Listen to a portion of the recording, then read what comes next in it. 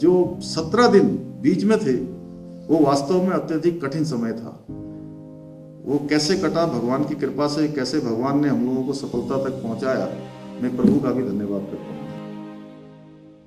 एक समय ऐसा आया, कम से कम 7-8 बार ऐसा हुआ कि अब हमको लगता था कि आज 2-4-5 घंटे में हम जो है टनल के पार हो जाएंगे, या 5-7-10 घंटे में हो जाएंगे, अधिकतम 12 घंटे 24 घंटे में हो जाएंगे।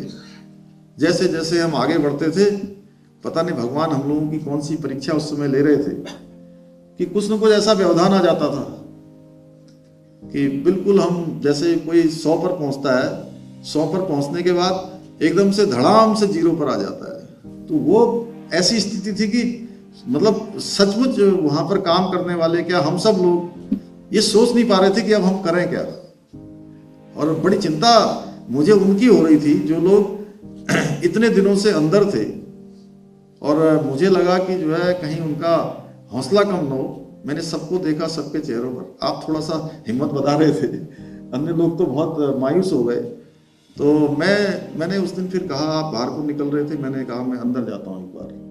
मैं सबसे पहले गया और मैंने उन मजदूर भाइयों से जब वहाँ जाकर मैंने कहा कि बात करता हूँ, और मैंने जब बात करी तो मैं उन मजदूर भाइयों का भी अभिनंदन करना चाहता हूँ कि वो इतने हिम्मती, इतने साहसी थे कि उन्होंने हमसे कहा कि मैंने जब उनको कहा कि आपको पता है आप लोग तो इसी काम से जुड़े हुए हैं, 48 मीटर पर हम आ गए थे और थोड़ा ये पाइप रुक गया है, अब लगता है कि काम 2-4 दिन बढ़ेगा, 2-4 दिन बढ़ेगा, इसलिए आप लोगों को थोड़ा और धैर्य बना के रखना है। तो जानते हैं वहाँ से क्या आवाज़ आई?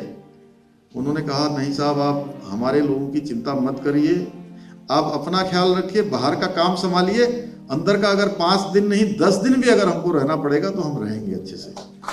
तो उसने बड़ी हिम्मत बढ़ाई, और फिर हमने मीटिंग करी अंदर आकर, हमने कहा कि नहीं हम काम को करते हैं। फिर ये तय हुआ कि उसको काट के पाइप को आगर मशीन को निकाला, 1-1 मीटर काट के निकालना आप जानते हैं कितना कठिन होगा। जो हमारे कटर वाले लोग आए थे, हमारे नीचे खुदाई करने वाले थे, मैं सबका एक व्यक्ति का उसमें लगे हुए धन्यवाद करता हूँ।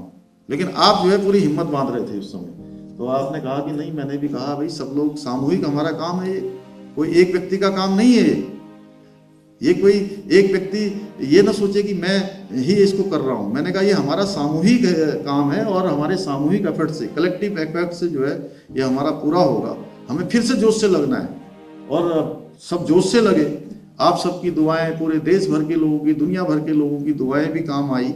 हमारे प्रधानमंत्री जी ने हमको वो सारी चीज़ें वहाँ पर उपलब्ध कराई, जिस मशीन की, जिस टेक्नोलॉजी की, जिस विशेषज्ञ की आवश्यकता थी।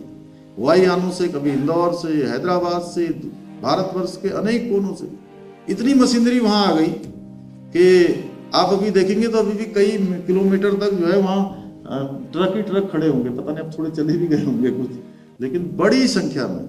और अगर इतना नहीं हो पाता, एक दिन की उन्होंने मॉनिटरिंग करी हमसे, एक दिन की जानकारी लेते थे, प्रत्येक दिन फोन करते थे। चुनाव चल रहे थे, 5 राज्यों के थी, उसके बाद भी लगातार फोन करते थे, हर दिन फोन करते थे, और पूरे विस्तार से जानकारी लेते थे।